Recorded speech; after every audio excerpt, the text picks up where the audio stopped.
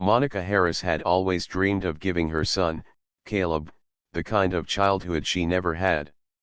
After years of hard work, late nights studying law, and an unshakable determination, she finally became a respected federal judge. It wasn't just a job for her, it was her life's calling. With her steady income and growing reputation, she bought a beautiful home in one of the quietest, safest suburbs just outside Washington, D.C. The neighborhood was known for its tall oak trees, clean sidewalks, and friendly smiles. Or at least, that's what it looked like on the surface. When Monica first moved in, she thought she had finally found the perfect place to raise Caleb. At 7 years old, he was a bright, curious boy who loved riding his little blue bike and collecting shiny stones from the park. Their home had a big backyard where Caleb could play for hours, and Monica often sat on the porch, sipping tea while watching him chase fireflies at dusk. For her, this was peace. But within a few months, Monica began to notice something strange about the Homeowners Association, or HOA, that managed the community. At first, it was little things, notes left on her door about minor violations. One letter complained that her grass wasn't trimmed evenly enough. Another warned her about leaving Caleb's basketball hoop near the driveway, even though other families did the same thing without issue. Monica brushed it off in the beginning, telling herself it was probably just standard policy. But as time passed, she noticed that she was receiving far more warnings than any of her neighbors. One Saturday morning, as Monica was gardening, she overheard two HOA board members talking near the community pool. "Have you seen the judge's backyard?" one whispered, shaking her head. The other replied. "Always something out of place back there. Doesn't exactly fit the look of this neighborhood, you know." Monica paused, pretending not to hear, but deep inside, a knot formed in her stomach. She had worked her whole life to be where she was, yet somehow, she still felt like an outsider. At the next HOA meeting, she decided to speak up. The small conference room inside the clubhouse was filled with neatly dressed residents, most chatting about lawn care and trash schedules. When it was Monica's turn, she calmly addressed the board. "I've noticed I've been getting repeated warnings for things other families are allowed to do," she said politely. "I'd just like to understand why." The HOA president, a tall, well-spoken man named Gregory Barnes, gave her a practiced smile. "Judge Harris," he said, emphasizing her title just a little too much, "we hold everyone to the same standards here. If you're receiving more notices, perhaps it's because there are more issues to address." There was a murmur in the room, and Monica could feel several pairs of eyes on her. She wanted to push back, but she reminded herself to stay composed. "I see," she replied simply, then sat back down. From that day on, however, things didn't improve. In fact, they got worse. A week later, she received a hefty fine for unauthorized exterior decorations because Caleb had hung a small, colorful wind chime by his window. Soon after, she was told she couldn't leave her trash bin outside for even a few minutes after pickup, even though she had seen her neighbor's bin sitting out for hours. It wasn't just about rules anymore, it felt personal. One evening, Monica was walking Caleb back from the park when an elderly neighbor, Mrs. Whitaker, stopped her on the sidewalk. "Monica," she said in a low voice, glancing around nervously, "be careful with the HOA. They don't like it when people push back." Monica frowned. "I'm just trying to follow the rules like everyone else." Mrs. Whitaker sighed. "That's the thing. They make the rules bend, depending on who you are." That night, Monica couldn't sleep. Her job as a federal judge had taught her how to deal with complex cases and heated courtroom battles, but this was different. This was her home. This was where her son was supposed to feel safe. And yet, she couldn't shake the sense that someone was watching her, waiting for her to slip up. The breaking point came on a sunny Tuesday afternoon. Monica was in her home office preparing for a hearing when she heard Caleb crying outside. She rushed to the backyard and found him sitting by the fence, clutching his scraped knee. "Mommy," he sniffled, "they said I can't play here anymore." "Who said that, baby?" she asked gently, wiping his tears. "The men from the clubhouse," he said, pointing toward the street. "They told me the HOA says this isn't a place for kids to run around." Monica's chest tightened. Caleb loved playing outside, and she had bought this house specifically for the big open yard. Marching inside, she opened her laptop and began drafting an email. She was done staying quiet. Her email was firm but respectful. She demanded an explanation for the repeated fines and restrictions, and she reminded the board of her right to enjoy her own property just like any other resident. She hit send and waited for a response. The reply came the next day. It wasn't what she expected. "Judge Harris," it began, "if you continue to challenge the board's decisions, you may find this community less welcoming. We advise cooperation for your own comfort." Monica read the words 3 times, her hands trembling slightly. It wasn't an outright threat, but it carried an edge that unsettled her deeply. She printed the email and tucked it into a folder, deciding to keep a record of everything. Over the next few weeks, the tension between Monica and the HOA only grew. Every time she attended a meeting, she could feel the stares. Conversations hushed when she entered a room. Caleb started asking questions she didn't know how to answer. "Mommy," he said one night, holding his stuffed dinosaur tightly, "why don't they like us?" Monica knelt beside him, brushing a curl from his forehead. "Sometimes, sweetheart," she said softly, "people don't understand each other. But that doesn't mean we stop doing what's right." She hugged him tightly, but as she turned off his bedside lamp, a thought gnawed at her. This wasn't just about understanding. Something deeper was going on here, and she could feel it. Then, one evening, as she was coming back from the grocery store, she noticed a black SUV parked at the corner near her house. The windows were tinted, and the engine idled quietly. When she pulled into her driveway, the SUV slowly rolled away without turning on its headlights. Monica's instincts as both a mother and a federal judge told her one thing: this was no coincidence. From that night forward, she became more alert. She installed extra security cameras around the house, double-checked the locks every night, and even taught Caleb a safe word in case anything ever happened. But deep down, she couldn't shake the growing sense that she and her son were being drawn into something far more dangerous than a simple disagreement over HOA rules. What Monica didn't know was that behind the HOA's polished smiles and polite warnings, some members were already planning a move that would change her life forever. The days passed quietly, but Monica's unease only grew. She tried to focus on her work and on Caleb, but the strange things around her house became harder to ignore. Sometimes she would notice cars parked near the corner for long periods. Other times, she'd catch unfamiliar faces walking by slowly, pretending to check their phones while glancing at her property. Monica told herself she might be overthinking it, but deep down, she knew better. Her instincts were rarely wrong. One sunny Saturday afternoon, Caleb was playing in the backyard with his blue kite. Monica was sitting on the porch with her laptop, catching up on case notes. Everything seemed peaceful until she heard Caleb's laughter suddenly cut off. "Caleb," she called, standing up quickly. There was no answer. She walked down the steps and scanned the yard. The kite was lying on the grass, its string tangled around the fence, but Caleb was nowhere in sight. Her heart began to race as she called his name again, louder this time. "Caleb." Just then, she heard footsteps from the side of the house. She ran toward the sound and found Caleb standing at the edge of the driveway, looking upset. "Sweetheart, what are you doing here? I called you." Caleb looked down at his sneakers. "There was a man," he said softly. Monica knelt beside him, gently holding his shoulders. "What man, baby? What did he say?"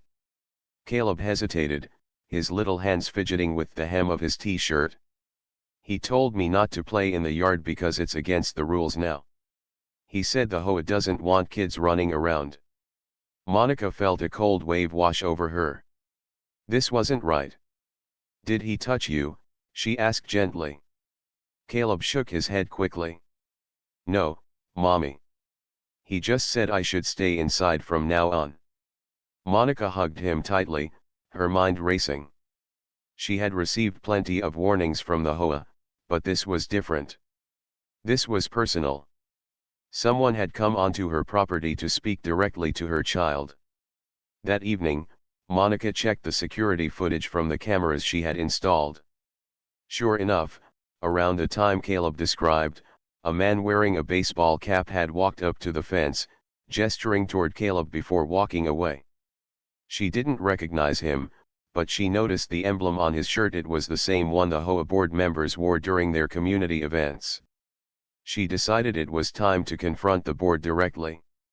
At the next HOA meeting, Monica walked into the clubhouse with her head held high. The small room was filled with neatly dressed neighbors, chatting in low tones. At the center of the room sat Gregory Barnes, the HOA president, flanked by two other board members. Judge Harris, Gregory said smoothly as she approached. What can we do for you today? Monica pulled out a printed photo from her security footage and placed it on the table. This man came to my home and told my son he wasn't allowed to play in our own yard. I'd like to know why. Gregory glanced at the photo briefly before leaning back in his chair. We encourage parents to keep their children safe, he said evenly. Sometimes that means limiting where they play. Monica's jaw tightened. Safe from what? He was in my backyard.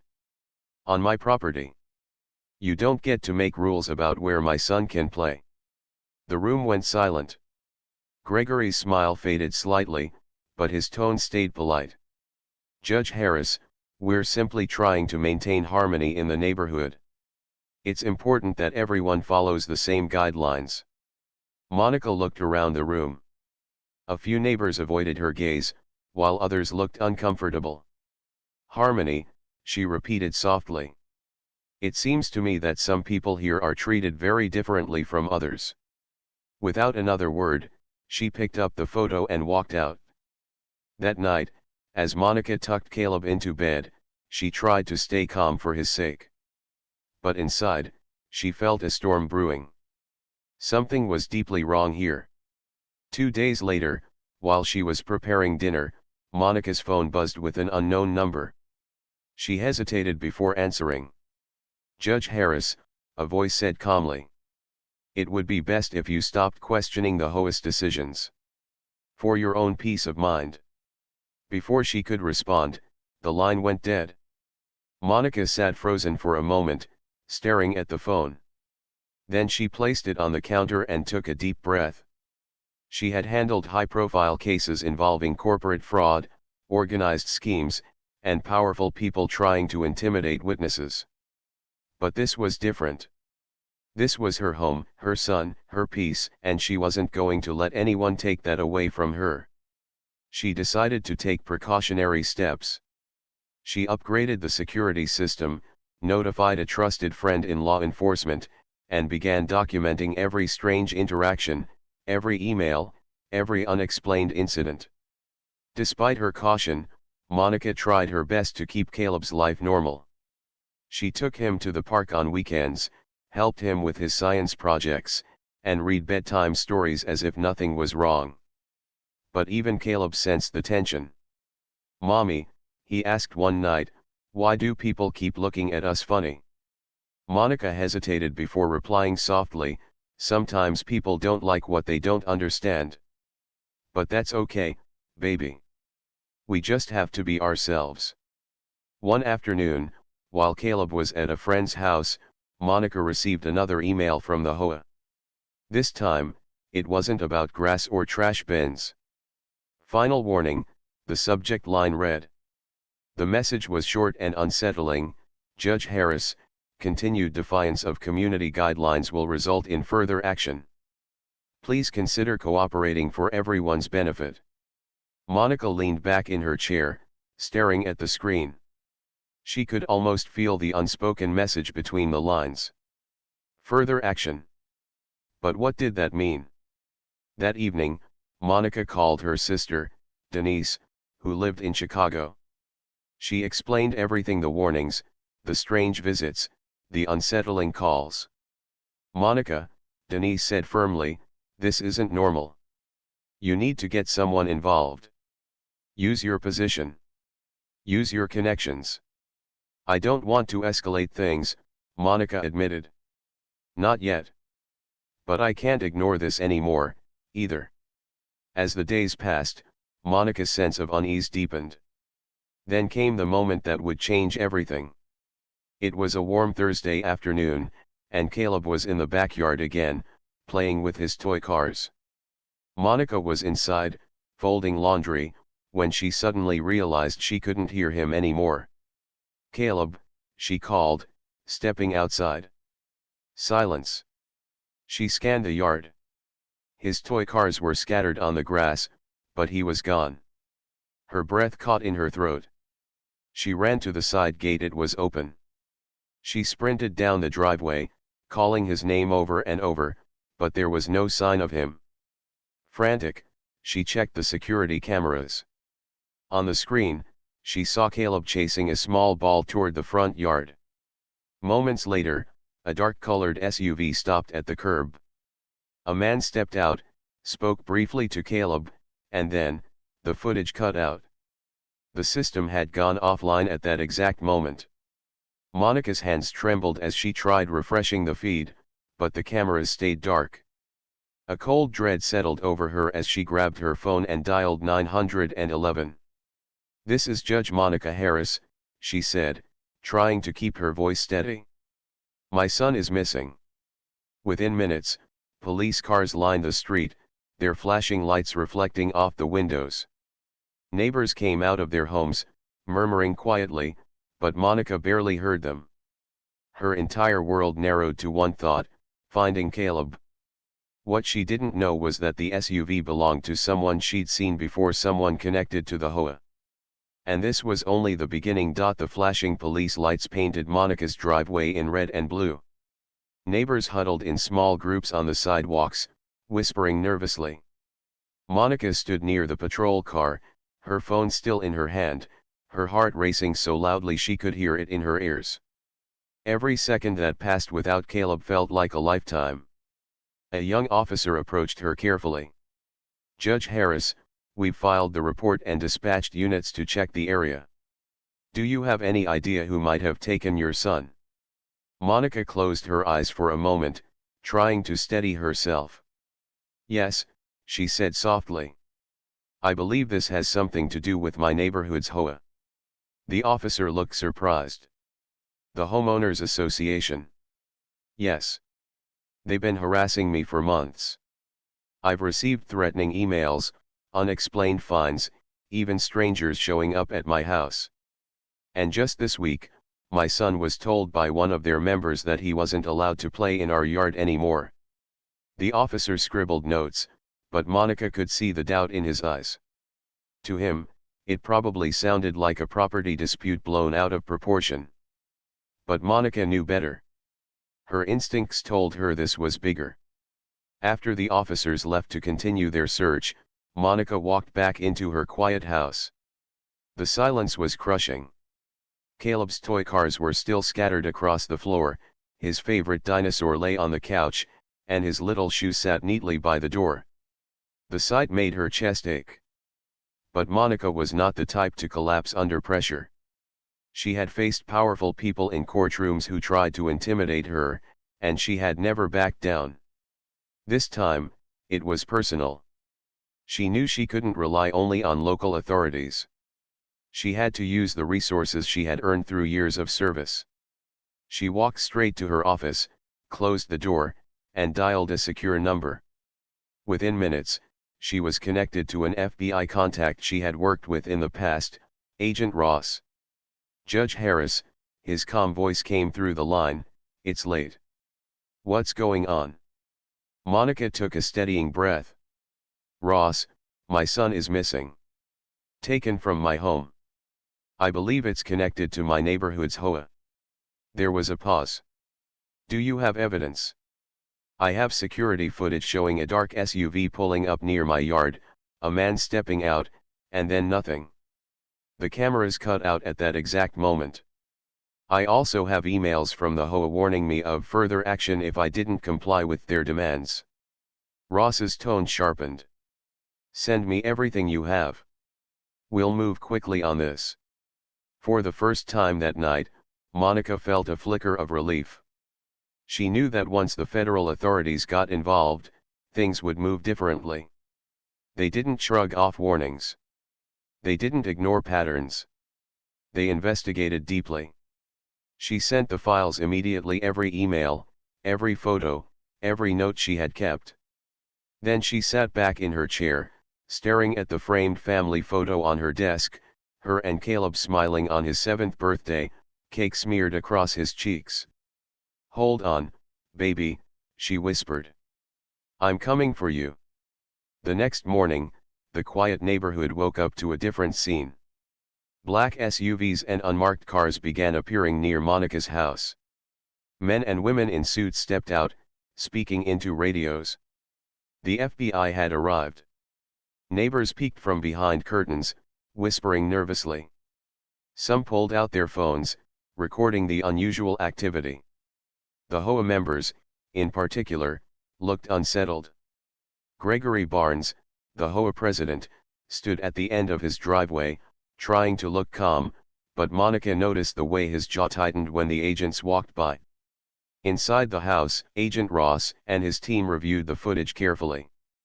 The cameras didn't just fail, one technician said. They were deliberately jammed. Someone used a signal blocker. That's not something an ordinary person carries around. Ross turned to Monica. This wasn't random. Someone planned this. Monica nodded. That's exactly what I've been saying. By the afternoon, the agents had already traced the SUV's license plate. To Monica's shock, it was registered under a company owned by one of the HOA board members, the treasurer, a man named Douglas Lane. Monica's hands clenched into fists. She had seen Douglas at meetings, always quiet, always nodding along with Gregory. She never imagined he would be involved in something like this. Ross placed a reassuring hand on her shoulder. We'll bring him in. Don't worry. But Monica did worry. She worried about Caleb, where he was, if he was scared, if he was asking for her. She worried about what kind of people would do something like this, and how far they were willing to go. That evening, federal agents executed a quiet search at Douglas Lane's office. They uncovered emails linking him to Gregory and 2 other board members. The messages weren't direct, but they were chilling in their implication. Phrases like "she needs to learn her place," and "the kid will make her listen" made the agents exchange uneasy glances. When Ross showed Monica the printed emails, her heart pounded. They really think they can scare me into leaving, she said quietly. They think I'll fold. Ross looked her in the eye. They picked the wrong person. As the investigation deepened, the neighborhood buzzed with rumors. Some residents avoided Monica completely, while others slipped her quiet words of support when no one else was watching. Mrs. Whitaker, the elderly neighbor who had once warned her, knocked on her door one evening. I knew something was wrong, she whispered, her voice trembling. They've been acting strange for months. Meetings behind closed doors, decisions that never made sense. Please, Judge Harris, don't let them get away with this. Monica took her hand gently.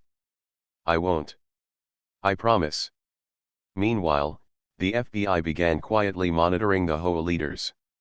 Surveillance teams followed their cars, recorded their phone calls, and mapped out their connections. Monica received updates daily, but each night she still sat in Caleb's empty room, clutching his stuffed dinosaur, praying he was safe. One evening, just as she was preparing for bed, Ross called. We found something, he said. Monica sat up. What is it? There's a property outside town. Belongs to Douglas Lane's cousin. It hasn't been used in years, but we have reason to believe it's been active recently. We're preparing a team to check it out. Monica's heart raced. Do you think Caleb's there? Ross hesitated. We won't know until we go in. But it's our strongest lead yet. Monica hung up the phone and pressed her hands together tightly. She wasn't allowed to join the search, but in her heart, she was already there. Every fiber of her being was focused on one thing, bringing her son home. The next morning, federal agents moved in quietly on the property. Monica wasn't told the details until later, but when Ross arrived at her house hours later, she saw the look in his eyes before he even spoke. We found him, Ross said softly. Monica's knees almost gave way. Caleb. He's safe. A little shaken, but unharmed. He was in the basement of that property. We're bringing him back to you now. Tears filled her eyes as she covered her mouth with her hand. Relief, gratitude, and exhaustion washed over her all at once. Minutes later, a car pulled up to her driveway, and the door opened. Caleb ran out, his little legs pumping as fast as they could. Mommy, he cried. Monica dropped to her knees, opening her arms wide.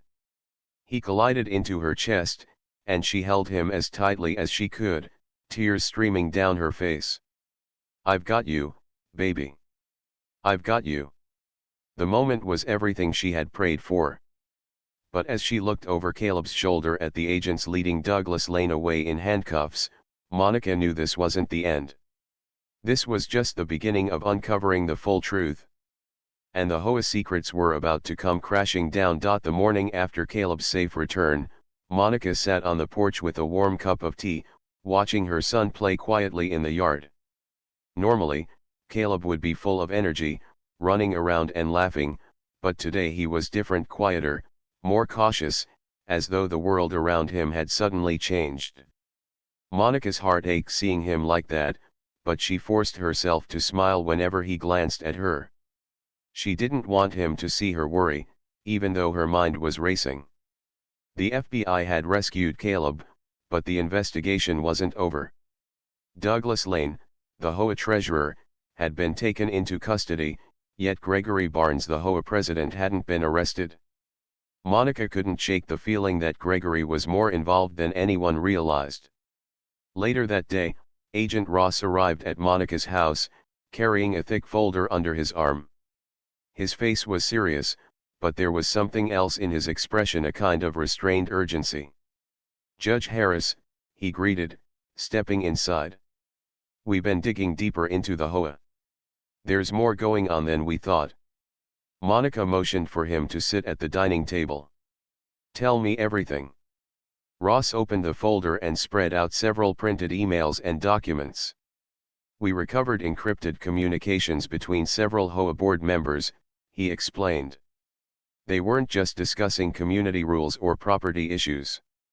They were talking about you, specifically tracking your movements, monitoring your schedule, even discussing ways to pressure you into leaving the neighborhood. Monica's brows furrowed. Pressure me? Why? What could they possibly gain from forcing me out? Ross leaned back in his chair. We think it's tied to something financial. The HOA has been mismanaging funds for years. We've discovered evidence of hidden accounts and unreported transactions. If you had stayed quiet, they would have continued without anyone noticing. But when you started questioning their fines and policies, you became a threat. Monica glanced at the papers on the table, her stomach sinking. So, all those ridiculous fines, the warnings, the emails, they weren't just harassment. They were trying to push me out before I uncovered what they were doing. Ross nodded slowly. Exactly. She sat back in her chair, taking a deep breath. They went after my son, just to scare me into silence. Ross's voice softened. And now, we have to prove it. Over the next few days, Monica watched as the investigation widened. Federal agents quietly interviewed residents, subpoenaed bank records, and collected security footage from around the neighborhood. Slowly, a clearer picture began to form. Behind the HOA's polished image of community care was a carefully hidden network of financial misconduct. The board had been inflating maintenance costs, creating fake invoices, and funneling thousands of dollars into private accounts. One evening, Ross stopped by again with new findings. "We've traced over $500,000 to an offshore account linked to Gregory Barnes," he said, placing another stack of documents on Monica's desk. "We also found recordings from their private meetings. You need to hear this." He pulled out a small device and pressed play. Gregory's voice came through clearly. "She's asking too many questions. If she keeps digging, she'll find out where the money's going. We need her out before she talks to anyone." Another voice, Douglas Lane's, replied nervously, "And if she doesn't leave?" There was a pause, then Gregory's voice again, cold and deliberate, "Then we'll make her want to leave." Monica sat in stunned silence, her hand covering her mouth. It wasn't just suspicion anymore. This was proof. "Do you have enough to charge them?" she asked finally. "Not yet," Ross replied. "We need more evidence of intent. But we're close." Monica knew she couldn't just sit back and wait. If the board had been manipulating finances, then there had to be a paper trail buried somewhere. That night, after putting Caleb to bed, she pulled out her laptop and began reviewing old HOA newsletters, reports, and meeting minutes she had collected over the years.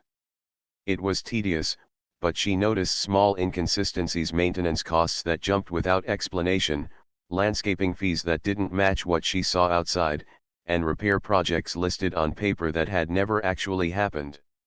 She compiled everything into a detailed spreadsheet and sent it to Ross. The next morning, Ross called her.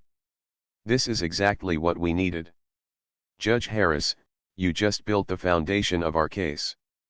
Monica smiled faintly, though exhaustion hung heavy under her eyes. "I just want them to stop hurting people. This neighborhood was supposed to be safe." As the investigation deepened, the mood around the community shifted. Some neighbors began avoiding Monica entirely, afraid to be associated with her. Others quietly slipped her notes of support or whispered encouragement when no one else was watching. One evening, Mrs. Whitaker, the elderly neighbor who had warned Monica months ago, knocked on her door again. "They've been holding secret meetings," she whispered. "Always late at night, always in Gregory's house. I've seen strange people coming and going, people who don't live here." Monica thanked her and passed the information to Ross, who immediately dispatched surveillance teams. A few nights later, agents monitored one of Gregory's late-night gatherings. They recorded several visitors entering his home, carrying large briefcases. Inside, hidden microphones picked up conversations about moving funds and avoiding exposure. The pieces were finally coming together. But just when Monica thought things were under control, something unexpected happened. One morning, she woke to find a large envelope taped to her front door. Inside was a single sheet of paper with a short message: "Stop digging or you'll regret it." Monica's hands trembled as she held the note. She immediately called Ross, who sent agents to collect it for fingerprint analysis. "This means we're close," Ross said firmly. "They're getting desperate." Monica nodded, though unease crept into her chest. She wasn't scared for herself, but she worried about Caleb. She doubled the security around her home, installed additional cameras, and made sure Caleb was always supervised. 2 days later, the FBI obtained a warrant to seize the HOA's internal records. Agents arrived at the community office early in the morning, catching the board members off guard. Gregory Barnes stood outside, trying to act composed as agents carried out boxes of documents and computers. Neighbors gathered nearby, whispering and recording videos. The perfect neighborhood was unraveling right before their eyes. Later that evening, Ross updated Monica. "The records are worse than we thought," he said. "There are multiple hidden accounts, all tied back to Gregory and Douglas. We also found evidence that they used HOA funds for personal investments and luxury expenses. Monica shook her head in disbelief. All of this, and they tried to intimidate me just to keep it buried. Ross leaned forward. And now we have everything we need. Arrest warrants are being finalized. As Monica walked Ross to the door, she glanced across the street. Gregory stood on his driveway, talking quietly with two other board members. When his eyes met hers, he gave a cold, tight smile before turning away. Monica didn't look back. She knew the truth was finally coming out. That night, she tucked Caleb into bed and kissed his forehead. "It's almost over," she whispered softly. "We're going to be okay." But deep down, she knew there was still one more step: the arrests. And once that happened, the entire neighborhood would change forever. The sun was barely rising when Monica woke up that morning. She stood by the window, watching the golden light spill across the quiet street. The neighborhood looked peaceful, almost too peaceful, as if nothing had happened over the past few weeks. But Monica knew better. Behind the perfectly trimmed lawns and elegant houses, there were secrets that had been buried for too long. Today was the day everything would change. She made herself a cup of tea and sat at the dining table, her hands wrapped around the warm mug. Caleb was still asleep upstairs, and she wanted him to rest as much as possible. The last few weeks had been overwhelming for him, and she hoped today would finally bring some closure. Her phone buzzed, and she immediately picked it up. It was Agent Ross. "Judge Harris," he said, his voice steady but filled with energy. "It's happening. Arrest warrants have been signed. We're moving in this morning." Monica closed her eyes for a brief moment, taking a deep breath. "Thank you, Ross. I can't believe we're finally here." "You've been strong through all of this," Ross said gently. "Just hold on a little longer." Within an hour, several unmarked vehicles pulled quietly into the neighborhood. Monica watched from her porch as FBI agents and local officers stepped out, moving with calm precision. Neighbors peeked through curtains, whispering among themselves, wondering what was going on. The first stop was Gregory Barnes' house. For months, Gregory had walked around with an air of authority, acting as if the neighborhood belonged to him. But this morning, that confidence seemed to crumble. Monica watched as Gregory stood on his driveway in shock, his hands raised slightly while agents explained the warrant. Two other board members, Douglas Lane and Patricia Cross, were also led away as more agents collected boxes of documents from the HOA's private office. The entire street was silent except for the distant hum of engines and muffled instructions from agents. It felt surreal. For so long, Gregory and the others had acted untouchable. Now, the truth was finally catching up with them. By noon, the arrests were complete. Ross stopped by Monica's home once more, his usual calm demeanor carrying a rare smile. "It's over," he said simply. Monica exhaled, as though she'd been holding her breath for weeks. "Thank you," she whispered. But even as relief washed over her, Monica knew this wasn't truly the end. The arrests were only the beginning of a long legal process. The evidence was overwhelming, but Monica also understood how complicated federal cases could become. 2 months later, the trial began. The courthouse buzzed with reporters, attorneys, and community members eager to witness what had become one of the most talked about cases in the state. Monica had been subpoenaed to testify, not as a judge, but as a victim and witness. She sat in the waiting room with Caleb beside her, holding his small hand tightly. Ross entered and gave her a reassuring nod. "Just speak the truth," he said softly. "You've done that your whole life. This is no different." When Monica took the stand, the courtroom fell silent. The lead prosecutor began gently, asking her about her role in the neighborhood and her experience dealing with the HOA. Monica spoke clearly, recounting everything: the constant fines, the threats disguised as warnings, and the quiet pressure to leave the community. Then she described the night Caleb disappeared, her voice steady though her hands trembled slightly. She spoke of her fear, her determination, and the relief when he was finally returned safely. Throughout her testimony, Gregory Barnes sat at the defense table, his expression unreadable. For years, he had tried to control the narrative, but now Monica's voice carried across the courtroom, revealing the truth he had worked so hard to hide. The prosecution presented piles of evidence, financial records, secret recordings, and testimony from other board members who had agreed to cooperate. Each piece painted a clearer picture of how the HOA had misused funds and targeted Monica to protect their wrongdoing. The defense tried to argue that Monica had exaggerated the harassment, but the recordings told a different story. In one audio clip, Gregory's own words echoed through the courtroom, "She's asking too many questions. If she doesn't stop, we'll make her." Gasps filled the room.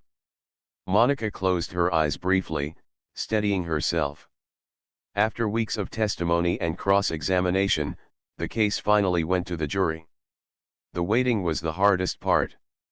Monica spent the evening at home, pacing the living room while Caleb sat nearby, quietly drawing. She tried to distract herself by focusing on his artwork, but her thoughts kept returning to the courthouse. Finally, late the next afternoon, the call came. The jury had reached a verdict. Monica hurried back to the courthouse, her heart pounding as she took her seat. The room was packed, neighbors, reporters, and families all gathered to hear the decision. The judge entered, and the clerk stood to read the verdicts. On the charge of financial fraud, guilty. On the charge of conspiracy, guilty. On the charge of intimidation and misconduct, guilty. One by one, the charges were read, and each time the word guilty echoed through the courtroom, Monica felt a little more of the weight on her shoulders lift. Gregory Barnes, Douglas Lane, and Patricia Cross were sentenced to significant prison terms. They would no longer have power over Monica, Caleb, or anyone else in the community. After the sentencing, Monica stepped outside into the bright afternoon sun. Reporters crowded around her, microphones extended, cameras flashing. But Monica wasn't interested in giving statements or making headlines. She simply smiled softly and said, "Justice has been served." In the weeks that followed, life slowly began to return to normal. The HOA was dissolved, and a new community association formed under strict oversight. Neighbors who had once been silent now came together to rebuild trust and restore a sense of safety. For Monica and Caleb, healing took time. There were still moments when Caleb clung to her hand a little too tightly or woke from a bad dream in the middle of the night. But little by little, laughter returned to their home. One Saturday morning, Monica and Caleb sat on the porch, enjoying breakfast together. The street was quiet, the air filled with the scent of fresh-cut grass. Caleb leaned against her shoulder and whispered, "Mom, it feels better now." Monica kissed the top of his head and smiled. "It does, sweetheart. It really does." Though the scars of the past would always remain, Monica chose to use her experience to make a difference. She began speaking at legal conferences about the importance of transparency in homeowner associations and the dangers of unchecked power. Her story inspired many, and she became an advocate for stronger protections for homeowners across the country. One evening, she stood before a crowded auditorium, sharing her journey. "What happened to me and my son was frightening," she said softly, "but it taught me something powerful, that no matter how perfect a place looks on the outside, true safety comes from truth, fairness, and standing up for what's right." The audience rose in applause, but Monica's eyes were on Caleb, who sat proudly in the front row, smiling at her. She had fought a long, hard battle, but she had won not just for herself, but for her son, her community, and countless others who would never have to face what she endured. As the auditorium lights dimmed and she walked off stage, Monica felt lighter than she had in years. The chapter was finally closed. And for the first time in a long time, she felt truly free.